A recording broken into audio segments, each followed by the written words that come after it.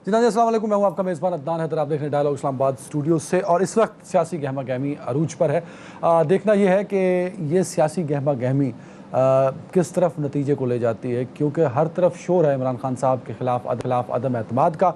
Opposition ये ख्वाहिश का इजहार कर रही है और अपोजिशन ये दावा भी कर रही है कि अदम एतमाद कामयाब हो जाएगा और खान साहब प्राइम मिनिस्टर की सीट पर नहीं रहेंगे, जबकि दूसरी जानिब इमरान खान साहब भी इस बात का इजहार कर रहे हैं कि वो नाकाम बनाएंगे। और साथ में उन्होंने आज जलसे से खिताब करते हुए जो मुनहरफ अरकान थे उनके लिए आम माफ़ी का ऐलान किया है और वापसी का उनको बोला है। तो अगर वो वापस आ जाते हैं तो कहीं ना कहीं अपोजिशन की तहरीक कमज़ोर भी पड़ सकती है। तो इसी पर बात करने के लिए मुझे ज्वाइन किया है पाकिस्तान पीपल्स पार्टी रहनुमा जनाब तैमूर तालपुर साहब ने। तैमूर साहब, बहुत शुक्रिया वक्त देने के लिए। पाकिस्तान मुस्लिम लीग नून से सलमा भट्ट साहब हैं लाहौर स्टूडियो से, बहुत शुक्रिया सलमा साहब वक्त देने के लिए। पाकिस्तान तहरीक इंसाफ से गुजरांवाला से हैं मेरे साथ उस्मान सईद बसरा साहब। उस्मान साहब, बहुत शुक्रिया वक्त देने के लिए। सबसे पहले तो मैं तैमूर तालपुर साहब आपसे शुरू करना चाहूँगा। सर जी, जो वफादारियाँ तब्दील करवा के लोग फ़ायदे लेते हैं, पाकिस्तान की तारीख में बहुत दफ़ा ऐसा हुआ, क्या आप इसको इनकरेज करते हैं? ये प्रैक्टिस होनी चाहिए? रहीम, आज अदनान भाई बड़ा ही डिफिकल्ट एक वक्त है पाकिस्तान के ऊपर, पाकिस्तानी शहरियों के ऊपर। जिस किस्म की करप्शन और नाअहल हुक्मरानों की पॉलिसीज के साथ जिस तरह से हम लड़ झगड़ रहे हैं, तो उसके अलावा और कोई हमारे पास चारा बचता नहीं है। अगर हमें पाकिस्तान को बचाना है, अगर हमें पाकिस्तान की मईशत को और पाकिस्तान के लोगों को बचाना है, तो हमारे पास सिवाय इसके कि इमीडिएटली इमरान नियाजी को हटा दिया जाए, उसके अलावा मेरे ख्याल से कोई राय नहीं है। और मैं जो लोग इमरान नियाजी को छोड़कर और नो कॉन्फ्रेंस में जॉइंट अपोजिशन का साथ दे रहे हैं, मैं उनको नेशनल हीरो समझता हूं। मैं उनको सलाम पेश करता हूं कि वो हर चीज छोड़कर अपनी मुल्क की खातिर, अपने लोगों की खातिर एक अच्छा स्टैंड ले रहे हैं, अपने मुल्क को बचाने की कोशिश कर रहे हैं। एग्री सर, इस पे एक कमेंट कर दीजिएगा। कंडीशनल कमेंट है। कल जहां आज तहरीक इंसाफ इमरान खान है, कल वहां पे अगर पीपल्स पार्टी और बिलावल खड़े हों और ऐसे ही लोग वफादारियां तब्दील कर रहे हो, तो क्या वो भी नेशनल हीरोज होंगे सर? तैमूर साहब, मैं समझता हूं कि कभी भी इतनी करप्शन और इतनी मैसिव नादहानियां नहीं हो सकती किसी भी हुकूमत के साथ, और ना ही कभी बिलावल भुट्टो साहब की हुक्मरानी में इस किस्म की जातियां, इसकी किस्म की कभी करप्शन होगी। तो मेरे ख्याल से ये वन एंड लास्ट टाइम ही हो रहा है। इसके बाद मेरे ख्याल से सेलेक्टर्स कभी भी ये गलती नहीं करेंगे उन्होंने इस बार किया, वो खुद भी ये गलती करके पछता रहे हैं। बिल्कुल ठीक है। सलमा भट्ट साहब, ओवर टू यू। क्या आपको लगता है कि आप ही का वजीर आजम अगला होगा? शहबाज शरीफ साहब प्राइम मिनिस्टर ऑफ पाकिस्तान होंगे अगले कुछ हफ्तों में? जी, इसके बारे में अभी मैं ये कोई डेट तो इस तरह की देखे नहीं जा सकती, लेकिन डेफिनेटली इट इज़ लाइकली कि इस हुकूमत को अब घर जाना होगा, जो कि अब काफ़ी अदम एतमाद की जो तहरीक है उसकी कामयाबी के जो जितने भी फैक्टर्स जो अनासिर किए जा सकते हैं वो सब पे नुमाया है और वो सब देख सकते हैं। उसकी सबसे बड़ी मिसाल वज़ीर आज़म इमरान खान की तकरीर उठा के देख लें, आज की भी तकरीर देख लें, फिर उनके जो फैसले और उनके जो बयानात है अगर आप सिर्फ उठाएं। पहले उन्होंने कहा कि जी मैं मुझे कोई फर्क नहीं पड़ता और मैं शिकस्त दूंगा, और फिर जब उनके इत्तेहादियों ने और इत्तेहादी क्या, उनके जो अपनी पार्टी के लोग जो उनको छोड़ के चले गए, 14 अरकान जो हैं उन्होंने अदम एतमाद का इजहार कर चुके जो के, और फिर वो जो अब वो क्या कह रहे हैं कि पहले उन्होंने कहा कि मैं ऑर्डिनेंस, उन्होंने कहा कि मैं इनको नाअहल करार दूंगा, धमकियां दी और इनसे कहा इबरत का निशान बना दूंगा, 10 लाख बंदे बाहर इकट्ठे करूंगा और वो उनमें से गुजर के जाएंगे। और उन्होंने फिर अपने अरकान से कहा कि उस दिन जाके आपने वोट ही नहीं डालना, कास्ट ही नहीं करना, किसी ने अपनी पार्टी को रोक दिया। और जो ये सारी जो बुकलाहट है और ये सारी जो बयानबाजी है और जो सारी हरकतें और जो आयन शिकनिक तक पहुंच गए हैं वो सिर्फ अपनी इस बात पे, क्योंकि उनको मेक श्योर कर चुके हैं, उनको ये पता चल चुका है कि वो अदम एतमाद हार चुके हैं। अवाम का तो वो पहले हार चुके थे, अब वो पार्लियामान का भी हार चुके हैं, वो जानते हैं ये बात, इसलिए वो ये सारी बातें करें। और ये सारी धमकियां लगा के और अपने जो उनके तर्जुमान हैं उनके जरिए से लोगों को गाली गलोच करा के और खुद भी गाली गलोच करके तकरीबन जलसों में और बहुत बुरी जुबान इस्तेमाल करके, जो किसी भी लिहाज से किसी वजीर आजम को जेब नहीं देती। एक वजीर आजम की तकरीर में और एक कंटेनर पे खड़े, बिल्कुल ठीक है, खड़े हुए शख्स। भट्ट साहबा ने जो बात की उसको अगर उसकी समरी में बयान कर दूं तो यह है कि आदात बताती हैं कि अदम एतमाद कामयाब हो गया और इमरान खान साहब प्राइम मिनिस्टर नहीं रहेंगे। और दूसरी बात, दे आर नेशनल हीरोज जो आप लोगों के साथ नहीं है। तैमूर साहब का मानना है ये। बिस्मिल्लाहिर्रहमानिर्रहीम, आपका बड़ा शुक्रिया। देखिए ना, ये दिखाता है रंग चकमा कैसे कैसे कि पाकिस्तान की तारीख, सियासत की तारीख के बदनुमादार जो हैं वो हमें कह रहे हैं कि उनके हीरोज कौन है। लारी बाबा जिनका शर्जील मेमन हीरो हो सकता है, जिनका मुश्ताक चीनी हीरो हो सकता है, तो उनके ये भी हीरो हो सकते हैं। जिनके घर से मकसूद चपड़ासी निकल सकता है और मकसूद चपड़ासी उनका हीरो हो सकता है, तो उनके ये भी हीरो हो सकते हैं। पाकिस्तान की सियासत को दागदार करने के ये जो सुखेल हैं और उनके तर्जुमान और ये सारे जो आ जाते हैं टीवी के ऊपर, आप यकीन मानिए कि इनका सबसे बड़ा गुनाह ये नहीं है, ये तो खुद क्योंकि करप्शन की पैदावार है, 2 नंबरी की पैदावार है। ये नवाज शरीफ किसकी पैदावार है? जनरल जिलानी की पैदावार है, बीएमडब्ल्यू की पैदावार है, छांगा मांगा की पैदावार है। जिनके अपने घर के अंदर टीटियां लगाना, चोरी करना, मनी लॉन्ड्रिंग एक एजाज की बात है, तो उनके उनसे ये कोई तवक्को यही की जा सकती है, इनके यही नेशनल हीरो हो सकते हैं और यही इनके नेशनल हीरो होंगे इंशाल्लाह ताला। लेकिन मैं आपको बताऊं कि पूरा पाकिस्तान आज इस तमस्खुर और इस मजाक का शिकार बना हुआ है कि पाकिस्तान के ये चोर, जिनको मैं चोर नहीं कह रहा अदनान साहब, इनको चोर और डाकू अदालतों ने कहा हुआ है। पाकिस्तान के ये चोर जिन्होंने सलीमुल्लाह और कलीमुल्लाह का मकरू खेल जारी किया हुआ था, क्या अब तुम्हारी बारी, अब मेरी बारी, अब आया है इमरान और अब आया है सैयद खुदाम के अंदर, अब सारे चोर इकट्ठे हो गए, सब रल के एक बारी ले लेते हैं। लेकिन ये इनका खाम ख्याली है, ये इनके ये आ जाए, जब ये कर लेंगे ना जी, तो फिर हम इनको मान लेंगे भाई ये घोड़ा भी हाजिर है, मैदान भी हाजिर है।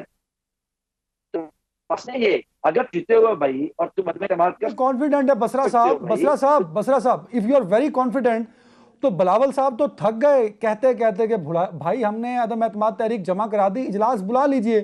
तो अगर आप और आपकी पार्टी कॉन्फिडेंट हैं तो आप सुन लीजिए अपोजिशन की और इजलास बुला लीजिए। अब तो इजलास आपने कर ही दिया ना, वो 24 मार्च के बाद 25 मार्च को। सर कॉल पे भी रख लो। अच्छा, मैं तैमूर साहब, क्या आपको लगता है कि अगर अदम एतमाद की तहरीक कामयाब हो गई तो इमरान खान साहब प्राइम मिनिस्टर नहीं रहेंगे, तो रिएक्शन जो आना है उनका, क्योंकि वो कह चुके हैं कि उनके पास एक बड़ी मजबूत स्ट्रीट पावर है और अगर उन्हें निकाला गया तो वो सड़कों पे निकलेंगे, तो बड़ा रिएक्शन जो इमरान खान साहब की जानिब से, उसको टैकल करने की क्या पॉलिसी रखी है आप लोगों ने? सर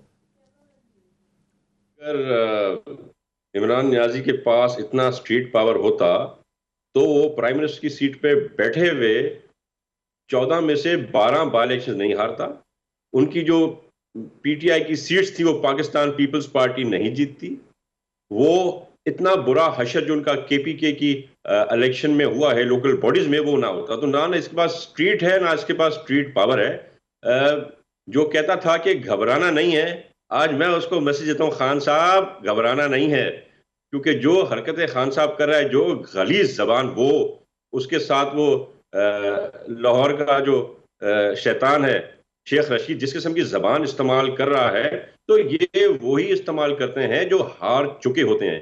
तो मैं साबिका प्राइम मिनिस्टर को कहूंगा, तुम्हारा वक्त खत्म हो गया है और कुछ नहीं कर सकते, कम से कम अपनी जबान को और अपने साथियों की जबान को लगाम दो, वरना हमें भी बात करनी आती है और गालियां हमें भी आती हैं, पर हमारी क़यादत हमें मना करती है इस किस्म की अल्फाज से। आप देखें कितना आज खान साहब गिर गया कि आज उसे ये कहना पड़ा कि जो इनको वोट नहीं दे रहे उनके बच्चे स्कूलों में नहीं पढ़ सकेंगे। मतलब कोई गिरने का लेवल होता है यार, इतना नीचे नहीं गिरते। You should not stoop down to such a low level which the prime minister stoop down to. आप मुझे बताएं, जब ये बात करता है या तकरीर करता है इमरान खान, आपको लगता है कि कोई प्राइम मिनिस्टर बात कर रहा है? आपको लगता है कि गली का कूचे का कोई गोंडा बात कर रहा है? तो मेहरबानी करके, बहुत बड़ी इज्जत की पोस्ट है प्राइम मिनिस्टर, उसको मत गिराओ इस तरह से। और मैं तो कहता हूं आप सुबह को करा ले vote of no confidence. Imran Khan is no more, he is morally no more the prime minister of Pakistan. बाकी जितने दिन उसके बाकी कुछ बचे में उसके पीएम हाउस में, वो मेरे ख्याल से गिने चुने। बिल्कुल सही। मैं सलमा भट्ट साहिबा, क्योंकि सारी पसंद कहती है कि हालात मुल्क के इस नहज पर पहुंच चुके हैं कि अदम एतमाद की तहरीक बड़ी ज़रूरी होगी, इमरान खान साहब के खिलाफ जो आनी चाहिए और खान साहब को प्राइम मिनिस्टर नहीं रहना चाहिए। क्या अपोजिशन के पास इन मसाइल का हल भी है और उन मसाइल को हल करने में कितना वक्त लगेगा? क्योंकि बिलाखिर जवाब दे तो आप भी अवाम को ही हैं, जिस तरह आज इमरान खान साहब अवाम को हैं हुकूमत में बैठने के बाद। जी, हम जवाबदेह हमेशा से अवाम को थे। हम 2008 में जब हमने हुकूमत बनाई तो तब इससे भी ज़्यादा अबतर हालात थे और बड़ी मईशत बहुत गिरी हुई थी। तब यहाँ पे दहशत गर्दी थी, तब यहाँ पे लोड शेडिंग थी, तब यहाँ के बड़े जाइंटिक किस्म के चैलेंजेस थे। हमने तब भी कोई कबाहत महसूस नहीं की हुकूमत में आने से, और हम हुकूमत में आए और हमने पंजाब में 2008 से 2013 तक हुकूमत करके दिखाई। उसके बाद 2013 में जब हमने मियां मोहम्मद नवाज शरीफ की क़यादत में नेशनल हुकूमत बनाई, तो उस वक्त आपको पता है कि 16 घंटे की लोड शेडिंग होती थी। उस वक्त आपको पता है कि कितने बुरे हालात थे, मईशत 3% से नीचे थी, और उस वक्त की उठाकर मईशत को, लोड शेडिंग को, बिजली के बहरान को, दहशतगर्दी के बहरान को जिस तरीके से खत्म किया 5 सालों के अंदर। और मैं याद दिलाती चलूं, 126 दिन के धरने के साथ साथ 2013 में हुकूमत बनी, 2014 में धरना शरीफ ले आए और वो चलता रहा 126 दिन। और जिस तरह से इन्होंने जिस तरह से रुकावटें पैदा करने की कोशिश की, जिस कंटेनर पे ये चढ़े थे, जिस कंटेनर से आज तक ये नीचे नहीं उतर सके, क्योंकि इनका तब भी पर्पस एक ही था कि ये रुकावटें खड़ी करना चाहते थे हुकूमत के काम में। और आज तक जब ये हुकूमत में आ भी गए तो इन्होंने क्या किया कि इनको क्योंकि रुकावटों की आदत थी, इनको सिर्फ वर्बोसिटी की आदत थी, इन्होंने बेसिकली किया क्या, इन्होंने एक परसेप्शन क्रिएट की, एक परसेप्शन का फिसाड क्रिएट किया जिसमें लोगों को पागल बनाया। 2018 में तो पहली दफा था ना, आप परसेप्शन के फिसाड में लोगों को फंसाने में कामयाब हो गए, और आप चोरी करके, वोट चोरी करके और कुछ आप अपनी परसेप्शन के बलबूते पर इस नाकाम हुकूमत बनाने में कामयाब तो हो गए, लेकिन आप चल इसलिए नहीं सकते क्योंकि आपके पास कोई विजन नहीं था। साहब, आप आपके बिल्कुल पास सही, कोई पॉलिसी नहीं मेरे थी। सवाल पे स्पेसिफिकली जवाब देता, अगर मैं ब्रेक ले सकूं, क्या आपके पास ऐसा प्लान है कि वो मसले जिनकी वजह से आप इमरान खान साहब को प्राइम मिनिस्टर नहीं देखना चाहते, वो मसले आप हल कर पाएंगे? जी बिल्कुल, हमने वो मसले 1997 से 99 में भी हल करके दिखाए हैं, 90 से 93 में भी हल करके दिखाए हैं, 2008 से 2013 तक भी हल करके दिखाए हैं, 2013 से 2018 में भी इसी मुल्क की तारीख। मसाइल को कैसे हल करेगी? ब्रेक के बाद।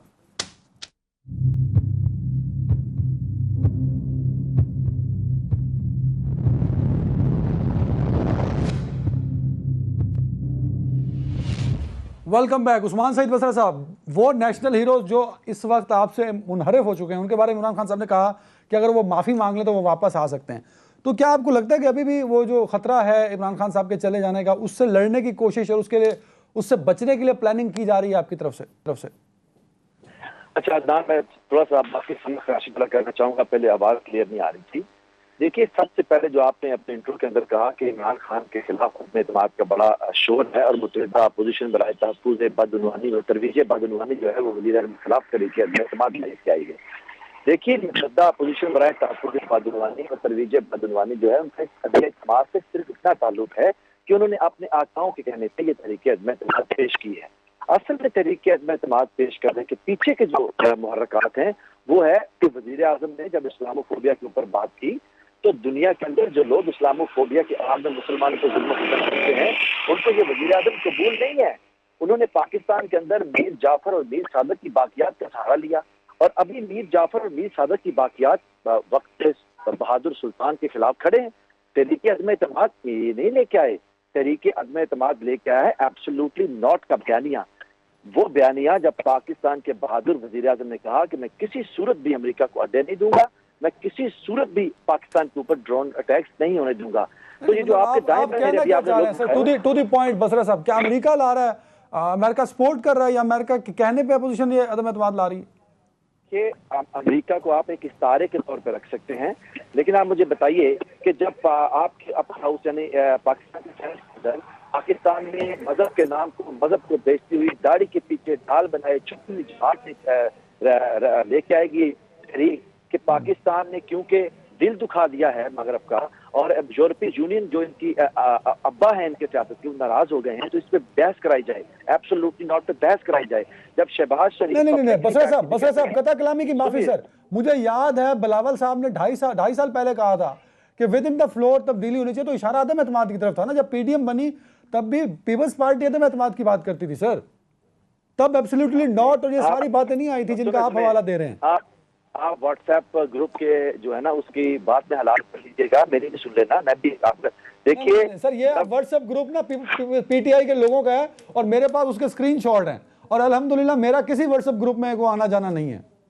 आपने मुझे बुलाया बोलने के लिए, आपने खुद तो आप मुझ पे इल्जाम मत लगाए ना मेरे दोस्त, आप सवाल का जवाब दीजिए।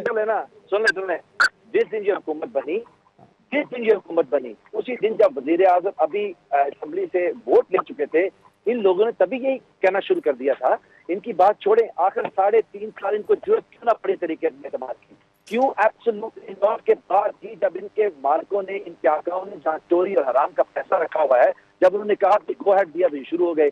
क्यों इस्लामोफोबिया के ऊपर जब वजीर आजम ने बात की तभी तरीके में एतमाद आई? हमें बताइए ना, क्यों ही वजीर आजम ने जब पाकिस्तान की आजाद सवाल का जवाब तो दे जाए मेरे भाई, सवाल का जवाब तो दे दें। नेशनल हीरोज जो हैं उनके लिए इमरान खान साहब ने आज माफी का ऐलान किया। सर सुनिए, क्यों पाकिस्तान के अंदर अदम एतमाद आई? जब आपके वजीर आजम ने खारजा पॉलिसी को आजादी की तरफ देख जब रशिया जाने का फैसला किया। हम नहीं जानते, हमने, आप रोटी को चोची या कोई नहीं कहता, हमें मालूम है कि भारत को, अभी अमेरिका ने कहा है कि आप रूस से तेल भी नहीं ले सकते। हमें मालूम है कि अदम एतमाद के पीछे क्या है, हमें मालूम है कि वो तेल नहीं से लेता है सर, उनके कॉन्ट्रैक्ट रिन्यू हो चुके हैं बसरा साहब। और भाई सुन ले, मैं ये कह रहा हूँ, अब सुन तो लेना। हमें मालूम है कि जिन लोगों ने भारत को धमकी दी कि आप वहां से तेल नहीं लेंगे, अदम एतमाद के पीछे वो है, हमें मालूम है। इसके शवाहिद आपको 27 को हम देंगे। मुत्तहिदा अपोजिशन बराए तहफ़्फ़ुज़ बादलवानी और तरवीज बादलवानी और मीर जाफर और पीर साहब की बाकियात ने कहां से क्या लिया, कहां से पैसे लिए, किससे खाया। मेरा सवाल उठे तो उठे रह गया। तैमूर साहब बसरा साहब ने आप कहते हैं एतमाद को कह दिया किसी के कहने पर, और वो किसका कहना है उसका भी उन्होंने हवाला दे दिया। तो इज इट ट्रू कि आपको वाकई बैरूनी कुव्वतें सपोर्ट कर रही हैं फॉर दिस अदम एतमाद? क्योंकि पीपल्स पार्टी जो है वो पॉपुलर हो रही है हर तरफ सर। KPK में भी कुछ MPs आपके साथ, पंजाब में भी और वफाक में भी you are very active, Sindh House बड़ा एक्टिव। तो आप सही जवाब दे सकते हैं इसका। में मेरे ख्याल से हुकूमती अराकीन का थोड़ा मैं क्या लफ्ज़ इस्तेमाल, पूरा बैलेंस मेंटल ख़राब हो गया है। जिस किस्म की वो बातें कर रहे हैं उनमें कोई वज़न नहीं है। जिन लोगों ने ये नो कॉन्फिडेंस लाने के लिए इसरार किया वो पाकिस्तान की आम आवाम है।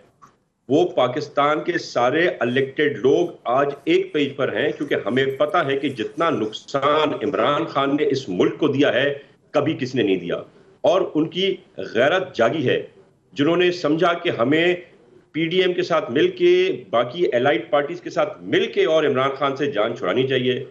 हम मॉरली, एथिकली अपने असूलों के साथ ये काम करना चाहते हैं। हमें नहीं था पता, अवाम को नहीं था पता कि खान साहब सिर्फ इसीलिए हुकूमत में आ रहे हैं ताकि वो अपना जो हर साल का इनकम टैक्स दे रहे हैं वो 2 लाख से उठकर और 98 लाख पर चला जाएगा, और अरबों खरबों रुपए उनकी बहन हमारी अलीमा बाजी के अकाउंट में आ जाएंगे और वो बताएंगे कि वो कपड़ों सीख के लाई हैं। तो ये इनकलाब इनकी करप्शन और इनकी नाअहली की वजह से आया है, और ये बड़ा बर्दाश्त किया। ये तो शुरू में अगर जरदारी साहब चाहते तो ये हुकूमत के पट्टे बिठा सकते थे, पर हमने मौका दिया, सुधरने का टाइम दिया। कुछ हमने उम्मीद थी कि शायद इनके 100 दिन का वादा साल में हो जाएगा, 2 साल में कंप्लीट हो जाएगा, पर अपने मुल्क को तबाही बर्बादी की तरफ हम नहीं छोड़ सकते थे। इसीलिए मैं आपको कह रहा हूं कि मैं सलाम पेश करता हूं लोगों को, जिन लोगों ने आज हमारे साथ हमारा साथ दिया। मुल्क की सालमियत बचाने के लिए उनका एक अहम किरदार हिस्ट्री में याद किया जाएगा। बिल्कुल। सलमा भट्ट साहिबा, ये जो बार बार बयानिया दिया जा रहा है, साथ में ये भी एक परसेप्शन बिल्ड किया जा रहा है कि अपोजिशन जिस वक्त पे अदम एतमाद ला रही है उसका फ़ायदा खान साहब को हो जाएगा, कि आखिरी साल में खान साहब अगर चले जाएंगे तो जिस तरह बसरा साहब जो बात कर रहे हैं वो इस बयानिया को स्ट्रॉन्ग करते हुए सड़कों पर निकल सकते हैं। तो अपोजिशन से कहीं गलती तो नहीं हो रही अदम एतमाद को ले आके? भाई पहले तो मैं ये कहना चाहूँगी, जो आपने सवाल किया कि बसरा साहब के मुताबिक ये आलमी साजिश है और नो मोर के बाद की बात है, तो ये इनको हकाइक से, इनका कभी भी ज़मीनी हकाइक से PTI वालों का ताल्लुक रहा ही नहीं है। हवाई गुफ्तगू, और आज भी इनके वज़ीर आज़म ने हवाई तकरीर की है जिसके अंदर वो पता नहीं जिस पाकिस्तान का नक्शा खींच रहे थे, मुझे ये कभी यकीन है कि वो पाकिस्तान की बात लग रहा था किसी और मुल्क का नक्शा खींच रहे हैं। और दूसरी बात ये बहुत पहले अदम एतमाद की तहरीक की बात हुई थी, आपने जिक्र भी कर दिया, मैं दोहराना नहीं चाहती वक्त की कमी की वजह से। उसकी इनके ख्याल में जो बाइडन जो है वो चाहता है कि एक ऐसी इमरान खान की हुकूमत चली जाए जो 17 इत्तेहादी साथ लेकर आई थी, जो आज जिसके पास 172 वोट नहीं है पार्लियामान के अंदर, पूरे नहीं हो पा रहे, जिसके अपने 14 लोग उसको छोड़ के चले गए, वो जो बाइडन के कहने पे चले गए। यूरोपियन यूनियन के कहने पे इनका ये हाल है कि ये कहते हैं कि कोई हमारा बंदा वोट डालने अंदर नहीं जाएगा, क्योंकि हम बाहर दंगा फसाद करेंगे, गुंडागर्दी करेंगे, देखेंगे कौन जाता है। पार्टी को मना कर रहे हैं कि वोट कास्ट ना करो। ये जो बाइडन को जवाब दे रहे हैं ये कह के कि ऑर्डिनेंस ले आओ और खुद ही जिसके जरिए 5 साल के लिए उन लोगों को नाअहल करार दे दो जिन्होंने जो मुनहरफ हुए हैं। इनके अपने लोग जिनकी वजह से ये हुकूमत बनाने में कामयाब हुए, इनको समझ नहीं आ रही कि वो लोग मुनहरफ हैं। मुनहरफ कौन लोग हैं? और दूसरी बात मुझे ये बताएं, ये जिस आलमी साजिश का जिक्र कर रहे हैं, क्या ये यूरोपियन यूनियन की खातिर इन्होंने महंगाई इतनी बढ़ाई है, उसका मुंह तोड़ने के लिए महंगाई मुल्क के अंदर इतनी ज्यादा की है? क्या इन्होंने जो बाइडन के वजह से 1 करोड़ जो नौकरी देनी थी वो नहीं दी, उसका मुंह तोड़ जवाब दिया उसकी साजिश को? क्या जो यहाँ पे 50 लाख घर गरीब के साथ वादा किया था वो यूरोपियन यूनियन को जवाब दिया है कि ये कारकर्दगी नहीं करके दिखाई? यहाँ पे जो महंगाई की इंतहा, जो तूफान महंगाई और तूफान बदतमीजी जो इन्होंने बर्पा किया हुआ है, और वो क्या ये यूरोपियन यूनियन को जवाब दे रहे हैं? इसका नुकसान यूरोपियन यूनियन को हो रहा है, इसका नुकसान जो बाइडन को हो रहा है, अमेरिका को हो रहा है क्या? और दूसरी बात मुझे ये बताएं, ये जो कहते हैं कि खारजा पॉलिसी जो है आजाद करने जा रहे हैं, क्या ये जो सकूते कश्मीर था ये कौन सी आजाद खारजा पॉलिसी थी? रशिया और यूक्रेन की जंग लगी, जाके रशिया के साथ खड़े हो गए, जिस दिन बम्बारमेंट होनी थी, कौन सी आजाद खारजा पॉलिसी थी? इनके साथ एक बंदा भी, ये तो जब सकूते कश्मीर हुआ, ये तो कौमी असेंबली का इतने सारे एलिगेशंस का। बसरा साहब, हवाई फायरिंग के बाद जो हवाई तकरीर और हवाई गुफ्तगू है सर, उसका सहरा भी आपके सर जाता है। मुझे 1 सेकंड और चाहिए, एक और बात भी, ताकि ये फिर पूरा जवाब दे सके। दूसरी बात ये करते हैं, मजहब का कार्ड खेल रहे हैं, जो कि इंतहाई गैर इखलाकी हरकत है। ये सियासत के अंदर मजहब को घसीट के ला रहे हैं और जिसका इनके पास कोई जवाब नहीं। ये कौन सा अमर बिल मारूफ है जो चीनी चोरों के साथ खड़ा हुआ है, जो आटा माफिया के साथ खड़ा हुआ है, जो रिंग रोड चोर के साथ खड़ा को पनाह दे रहा है, जो यहाँ पे बिलियन सुनामी ट्री के चोरों को पनाह दे रहा है? बसरा साहब, ये कौन सा अमल बिन मारूफ है? मुझे ये बताएं, ये कौन से मजहब के पीछे, और ये मजहब के मजहब के पीछे छुपा क्या रहे हैं? अपनी नाअहली, अपनी नालायकी, अपनी बदतरीन कारकर्दगी, और ये कुछ भी संभाल नहीं सके। मईशत तबाह की, गवर्नेंस का बुरा हाल कर दिया, मुल्क बदहाल कर दिया, और ये कह रहे हैं कि ये मजहब का कार्ड खेल के और अपनी सियासत बचाएंगे। कि आप मेरा मेहमान जो है वो चला जाएगा, और यही हुआ कि वो बसरा साहब चले गए। या बसरा साहब को बुलाओ ताकि वो इस पर रिस्पॉन्स कर सकें। मैं लगता है कि एंड ते मैंने पीपल्स पार्टी और नून लीग वाली शो करना पड़ा। अच्छा तैमूर साहब, मिला लो ना अगर if he want to come, कि वो सुन तो लिया उन्होंने जो सलमा भट्ट साहिबा ने एक लंबी चार्जशीट उन पर लगा दी।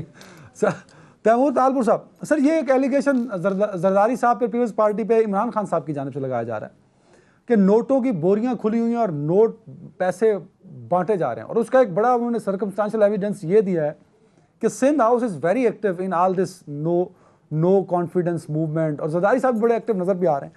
तो इस एलिगेशन पर क्या रिस्पॉन्स करेंगे? नोटों की बोरियां, पैसे, हॉर्स ट्रेडिंग, क्योंकि मुझे याद है जब बिलावल साहब की वो स्पीच जो सेनेट इलेक्शन के बाद हुई थी, उन्होंने हॉर्स ट्रेडिंग पे एक बड़ा खुल के अपना मौक़िफ़ दिया था। तो क्या अब पीपल्स पार्टी वाकई इन्वॉल्व है हॉर्स ट्रेडिंग में?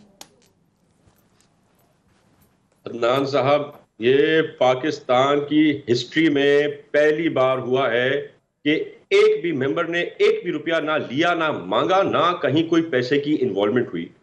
ये पहली बार पाकिस्तान की हिस्ट्री में लोग अपनी कॉन्शियस के साथ इन लोकल हालात के हिसाब से ये उन्होंने फैसला किया है। और अगर आप देखेंगे, मेजॉरिटी ऑफ लोग जो हमारी तरफ आए हैं वो खुद बहुत फाइनेंशियली स्ट्रांग है, उनको कोई पैसे की कोई परवाह, कोई फिक्र नहीं है। और मजे की बात तो आपको बताऊं, अभी तो सिर्फ कुछ नाम, चंद नाम आपके सामने आए जब हामिद मीर ने चक्कर मारा हमारे सिंध हाउस का। अभी उसके बाद जितने नाम हमारे पास आए हैं वो इंशाल्लाह जिस दिन वोटिंग होगी उस दिन आप देख के परेशान होंगे। और इनके 2 वफाकी वुज़रा ने भी हमसे कमिटमेंट की है, पर वो भी आपके सामने आएगा जिस दिन नो कॉन्फिडेंस होगा। अभी तो आप देखें आगे आगे होता है क्या। आपको तो हमने एक छोटी सी झलकी दिखाई है इनकी कमजोरी की, इनकी टांगे क्यों कांप रही हैं, क्योंकि अब शायद इनको अंदाजा हो गया जो और मेंबर्स इनके साथ अब राब्ते में नहीं है। बिल्कुल ठीक है। अब उस्मान बसरा साहब, वो सलमा भट्ट साहब जो बात करें जरा उस पर रिस्पॉन्स करना चाहें आप। और दूसरा, दो वफाकी वजीर भी हैं सिंध हाउस में जो लोग नजर आए, उसके अलावा 2 वफाकी वजीर भी हैं जो कि अपोजिशन के साथ है। सर अच्छा, मुझे देखिए कि पाकिस्तान की इंशाल्लाह कौम भी जाग रही है, पाकिस्तान को आगे बढ़ने का वक्त है। लेकिन ये देखिए कि किस कदर बदकिस्मती की बात है कि टेलीविजन के ऊपर बैठ के पाकिस्तान के लोगों के वोट की इज्जत को पामाल करने वाले, पाकिस्तान के लोगों के वोट की बोलियां लगाने वाले, सेनेट से लेके कौमी असेंबली के अंदर लोगों के जमीर खरीदने वाले, हराम के पैसे, अनडिफाइंड वेल्थ से आके यहाँ पे पाकिस्तान के लोगों के वोट की तकद्दुस की पामाली करने वाले किस कदर टेलीविजन पे आके बता रहे हैं कि वो जो काम कर रहे हैं वो कितना नेक काम है। शायद इंशाल्लाह ताला, देखिए मेरी बात लिख लें, कोट एंड कोट लिख के रख लें। मैंने भी आपके प्रोग्राम किए ना 3.5 साल, आप भी कहते रहे, आपको भी बड़े लोग इंस्ट्रक्शन देते हैं, तो आप भी कहते रहे कि जी हुकूमत चली गई, आज चली गई। ये लिख के रख लें, ये मुतहदा पोजीशन महफूज बदनवानी उसी दिन हार गई थी जब एक इमरान खान के मुकाबले में छोरों का पूरा लश्कर निकला था। और ये मैं सुनता हूँ 132 दिन पूरे कर, जब भी पूरे कर लेंगे ना, अब नहीं हमसे बात करने नंबर 1। दूसरी बात यह है, मुझे आप सुन रहे हैं? बिल्कुल सही। सलमा साहबा कंक्लूडिंग रिमार्क्स देंगे, आखिरी 1 मिनट है सलमा साहबा। मेरी बात सुनने ना पहले। चलो बसरा साहब जल्दी प्लीज। आपकी आवाज भी क्लियर नहीं है ना sir, you are not on right place ना, मतलब आपको प्रॉपर। मैं ये बात कहना चाहती हूँ। मैं भाईजान, अभी मेरी आवाज आ रही है आपको? जी आप बोलिए। सलमा साहब सुन ले जरा, आवाज क्लियर। जी बसरा साहब अभी सुन ले। जी जी।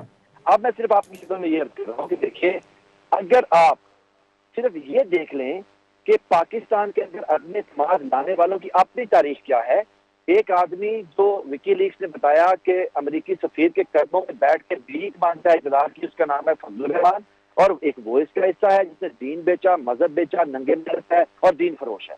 दूसरा नवाज शरीफ है जो खुद भगोड़ा है, चोर है, और उसका भाई टीटियां लगाने के अंदर फेस कर रहे अपना बहुत से मुकदमात को। और तीसरे वो उनका बेटा है जिसके मतलब सुप्रीम कोर्ट ने कहा और सिंध हाई कोर्ट लेके जान भी 7 घर छोड़ देती है। अगर मुझे आप एक सवाल का जवाब दे देना, मैं सारी डिबेट के अंदर मैं बिल्कुल तौबा ताइब हो जाऊंगा।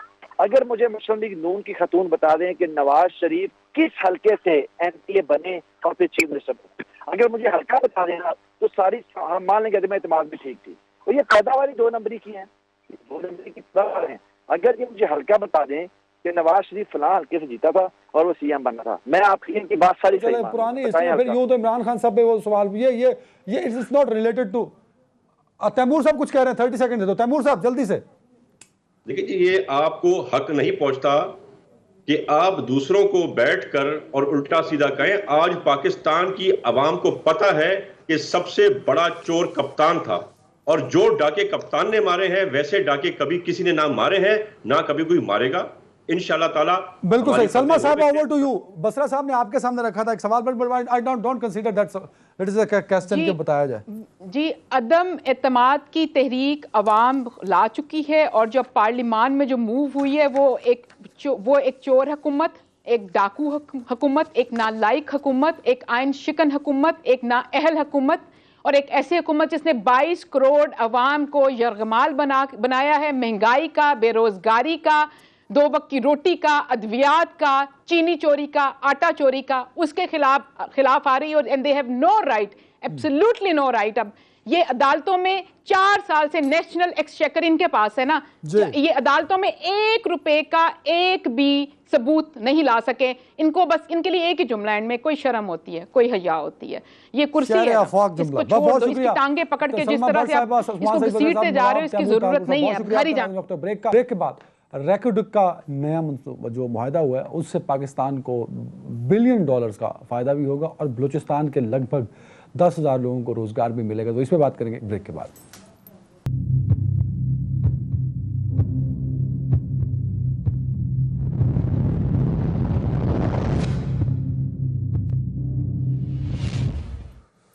जी नाज़रीन, वेलकम बैक। और ज़रा हम बात करेंगे पाकिस्तान के लिए एक अच्छी खबर, वो है रैकुड का नया मुआहदा जो कि पाकिस्तान ने किया। और उसके बाद एक तो सबसे इम्पोर्टेंट ये है कि जुर्माना जो था तकरीबन $11 अरब का, वो अब नहीं रहा पाकिस्तान के ऊपर। अब क्या वाकई रैकुड से को फ़ायदा पाकिस्तान हासिल कर पाएगा या नहीं, और ये क्रेडिट किसको जाता है, इस पर बात करने के लिए ज्वाइन किया हमारे सहाफ़ी दोस्त अदील वड़ाइच ने। अदील साहब बहुत शुक्रिया वक्त देने के लिए। सबसे पहले तो एक बड़ी इंपॉर्टेंट बात यह है कि सियासत लोग बड़े प्रोजेक्ट्स में हमेशा करते हैं, क्रेडिट किसको जाता है ये जुर्माना ख़त्म कराने का? देखिए, इसमें हमारे तमाम मुतलका इदारों को क्रेडिट जाता है, गवर्नमेंट को जाता है। इस नेगोशिएशन में सिर्फ कोई एक इदारा नहीं था, इसमें पाकिस्तान के जो मुतलका इदारों के बहुत से इदारों के नुमाइंदगान थे, हत्ता के इसमें फाइनेंस मिनिस्ट्री के लोग थे, इसमें लॉ मिनिस्ट्री के लोग थे, इसमें अटॉर्नी जनरल ऑफिस के लोग थे, इसमें जो दीगर इदारे हैं पाकिस्तान के उनके लोग थे। और ये नेगोशिएशन गेम चेंजर है अदनान साहब। ये इसलिए गेम चेंजर नेगोशिएशन है कि बलूचिस्तान में तारीख में पहली मर्तबा इतना बड़ा जो प्रोजेक्ट है ये अब जो कि गुज़िश्ता एक दहाई से ज्यादा वक्त हो चुका था, और इस पर जब से इफ्तिखार मोहम्मद चौधरी साहब चीफ जस्टिस थे और उन्होंने इस मुआहिदे को उड़ा दिया था, और उसके बाद इसके पोटेंशियल से फायदा उठाना तो अदनान साहब एक जानिब था, दूसरी जानिब पाकिस्तान जो इस वक्त $3 अरब, $6 अरब के IMF से कर्जे लेने के लिए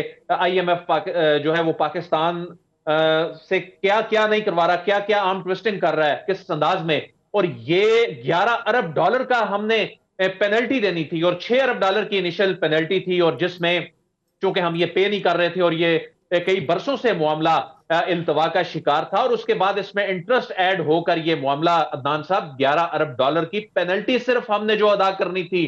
और इस वक्त आप खुद देख सकते हैं कि IMF के साथ अभी रिसेंटली $1 अरब की किस्त लेने के लिए हमें क्या क्या पापड़ बेलने बिल्कुल सही। पड़े।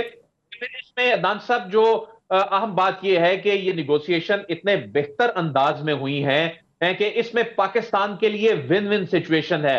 एक तो $11 अरब की वो पेनल्टी जो है वो वेव ऑफ हो गई, दूसरा इसमें $10 अरब की अच्छा, सरमायाकारी मैं इस पे ही आना चाह रहा था। प्राइम मिनिस्टर का इस पे ट्वीट भी है, $10 अरब की इन्वेस्टमेंट।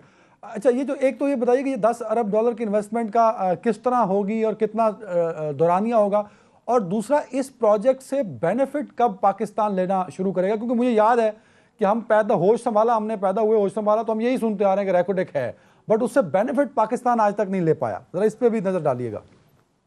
देखिए अदनान साहब, बेनिफिट तो तब होना था कि जब इस कंपनी के साथ उस वक्त भी ये मुआहिदा एक किसी ऐसी स्टेज पर इंप्लीमेंटेशन की पहुंच जाता और इस पे काम शुरू हो जाता। जाहिर है वो लिटिगेशन में मामला चला गया, पाकिस्तान की सबसे बड़ी अदालत ने इसे उड़ा दिया, उसके फिर हमने क्या नताइज भुगते वो एक अलग है। लेकिन इसमें क्या हुआ है, जो ब्लेसिंग इन डिस्गाइज है वो ये हुआ अदनान साहब के बेनिफिट पाकिस्तानी अवाम तो हो ही रही है एज अ होल, लेकिन इसमें बलूचिस्तान के लिए बड़ी खुशखबरी है। इससे पहले जो मुआहिदा था उसमें बलूचिस्तान के लिए जो बलूचिस्तान हुकूमत के लिए जो शेयर था वो सिर्फ 10% था। अब बलूचिस्तान के लिए जो शेयर है वो 25% हो गया है। बलूचिस्तान के अवाम क्या कहते हैं? बलूचिस्तान के अवाम ये कहते हैं कि जनाब आप गैस यहां से निकालते हैं, आप यहां से यहां का जो पोटेंशियल है, ग्वादर की बात होती है, तो हमारे लोगों को, हमारे नौजवानों को, हमारे बच्चों को नौकरियां कब मिलेंगी? तो अब वो दौर आ गया है कि जब बलूचिस्तान के जो नौजवान हैं वो इसमें उनको मिलने जा रहा है ये सब कुछ, उसमें 25% शेयर जब बलूचिस्तान का है, 8,000 नौकरियां मिलेंगी, ये वहां के लोगों को मिलेंगी, और वहां पर उनकी कैपेसिटी बिल्डिंग के लिए काम शुरू होगा।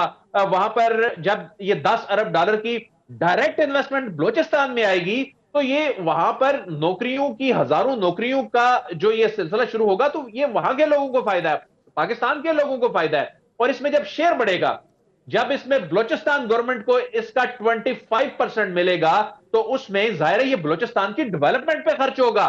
जब उसकी हुकूमत को कोई चीज जा रही है तो वो वहां के लोगों की डेवलपमेंट, उनकी अपलिफ्ट के लिए ये इस्तेमाल होगी। तो ये एक पाकिस्तान को एज अ होल तो ये बेनिफिट देगा ही, लेकिन ये बलूचिस्तान के हवाले से बड़ा गेम चेंजर है। और देखें, ये दुनिया के जो बड़े सोने और तांबे के जखायर में से एक ये जखायर हैं, 5.9 अरब टन के जो जखायर हैं इसमें मौजूद हैं। तो मैं समझता हूं कि जिस तरह से ग्वादर में सी पैक का जो मामला है, वहां पर जो मैंने सूरत हाल देखी, वहां के लोगों को एंगेज करने के हवाले से जो प्लान बना चुकी है हुकूमत, और सी पैक की जो अथॉरिटीज हैं इस पे प्लान बना चुकी हैं। बलूचिस्तान, आने वाला दौर बलूचिस्तान के लोगों का दौर है। मैं यही बात पूछना चाह रहा हूँ ना कि हम ये जो जब सी पैक हुआ था और गवादर था, तब भी ऐसी खुशखबरियां हमने बलूचिस्तान वालों को सुनाई थी, और कई बलूचिस्तान वाले जो है इस दुनिया से फानी से कूच कर गए, लेकिन वो जो सम्राट थे वो उन तक नहीं पहुंचे। ये क्या वाकई पहुंचेंगे, या जो अदील वरायत जो बातें बता रहे हैं ये बस उसी तरह एक सुहाना ख्वाब है जो हर दफा दिखाया जाता है बलूचिस्तान को? सर मसाइल कहां पर आते हैं, देखें इसमें सारा इल्जाम ये लगा दिया जाता है जी कि देखें जी ये वफाक के लेवल पर पॉलिसियां बनती हैं, ऐलान कर दिया जाता है, सुहाने ख्वाब दिखा दिए जाते हैं। जो बलूचिस्तान की लीडरशिप है ना अदनान साहब, उसका इसमें बड़ा अहम किरदार है, बड़ा अहम किरदार होगा। आज जो वजीर आला बलूचिस्तान, जिस तरह मुआहिदे की तकरीब थी और इसमें उन्होंने बैरिक गोल्ड कंपनी के जो सरबराह हैं उनसे मुलाकात भी की, उनके साथ मुलाकात के बाद मीडिया से गुफ्तगू भी की, तो उन्होंने ऑनरशिप ली। जब बलोच क्यादत, जब बलूचिस्तान की क्यादत इसकी ऑनरशिप लेगी, तो तब उनको बेनिफिट होगा। इससे पहले क्या देखने को मिलता है? क्या आपको ये मनाजर देखने को नहीं मिलते कि बलोचिस्तान की क़ियादत जो है वो बलोचिस्तान में खुद रहना पसंद नहीं कर रही होती, उनकी रिहाइशें कराची में होती हैं, वो खुद इस्लामाबाद में डेरे डाल के बैठे होते हैं। तो ये बलोचिस्तान की लीडरशिप को ओनरशिप लेनी पड़ेगी। होता क्या था, इससे पहले ब्लेम गेम ज्यादा होती थी। इससे पहले क्या होता था कि देखें, वहां पर सिर्फ ऐसा नहीं है कि कोई मंसूबा शुरू कर दिया जाए और वहां पर बस नौकरियां जो है वो घरों में जाकर मिलना शुरू हो जाएंगी। उसके लिए वहां के लोगों की कैपेसिटी बिल्डिंग करना पड़ेगी, वहां पर इंस्टीट्यूट्स खोलने पड़ेंगे, वहां पर उनको टेक्निकल एजुकेशन देना पड़ेगी। यही वजह है कि अगर गवादर में भी उनको इसका कोई बेनिफिट मिलने हैं। टाइम कम है। हर बड़े प्रोजेक्ट में कंसेंसस की जरूरत होती है, सूबाई गवर्नमेंट और वफाक के दरमियान। वो कंसेंसस बलूचिस्तान की दफा नजर नहीं आता। क्या वो इस पे बिल्ट हो पाएगा? किसी की भी हुकूमत हो, किसी भी पार्टी? देखें, इस पे वफाकी हुकूमत ने इसकी ओनरशिप ली है। वफाकी हुकूमत ने इसको बहुत बड़ी कामयाबी करार दिया है। प्राइम मिनिस्टर इमरान खान ने इस पे ट्वीट किया है। प्राइम मिनिस्टर इमरान खान ने इस ट्वीट में एक नए दौर का आगाज इसे करार दिया है। दूसरी जानिब चीफ मिनिस्टर बलोचिस्तान ने इसकी ओनरशिप ली है, यानी बलोचिस्तान की लीडरशिप जो इसकी ओनरशिप ले रही है, यह बड़ी खुशाइंद बात है। और ये बता रहे हैं कि तमाम इदारे, हुकूमतें, चाहे वफाकी हों, सूबाई हों, वो इस मामले पर एक पेज पे हैं। और ये खुशखबरी है बलूचिस्तान के अवाम के लिए, ये पाकिस्तान के लोगों के लिए बहुत बड़ी खुशखबरी है। ये गेम चेंजर। उम्मीद करते हैं कि बलूचिस्तान के अवाम को इसके समारात मिलें और जो हर दफ़ा हम सब्ज़ बाग दिखाते हैं और उनका नतीजा उन तक नहीं पहुंचता, उनके समारात उन तक नहीं पहुंचते, इस दफ़ा ऐसा नहीं होगा। अल्लाह करे अदील वड़ाइज की ये बात जो है वो सच साबित हो। आज का शो यहीं तक। नाज़रीन अपना ख्याल रखेगा। अल्लाह हाफ़िज़।